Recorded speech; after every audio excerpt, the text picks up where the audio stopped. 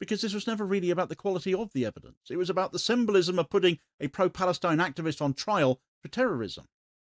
They needed the image, not the facts, because the image alone sends a message to thousands of people watching from the outside. We are watching you. We are mapping your words. We are treating your speech as suspicious, and you are one wrong phrase away from being dragged into a courtroom yourself. That's how lawfare works. It turns the legal system into a deterrent, not by securing convictions, but by making people afraid of even being accused. But the moment she stepped into a courtroom, the whole thing started to fall apart, because courts, for all of their flaws, they still require some connection between allegation and evidence. And when you looked at what the prosecution actually had, there was nothing to sustain the weight of the charge. They didn't have intent because their posts were clearly political commentary rather than calls to action. They didn't have incitement because you didn't name any prescribed group or express support for any. They didn't have solid attribution because the police had compromised the dataset with their bug.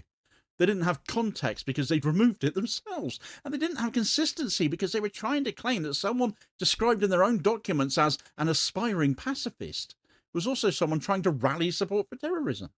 So the contradiction was obvious and hilariously awful. And the court saw it immediately, which is why the acquittal came down the way it did. The jurats, the jury as it is known in Jersey, didn't buy the interpretive leaps, and they didn't buy the attempt to turn political phrasing into coded messages. They looked at the posts and they saw what any reasonable person would see: anger, solidarity, frustration.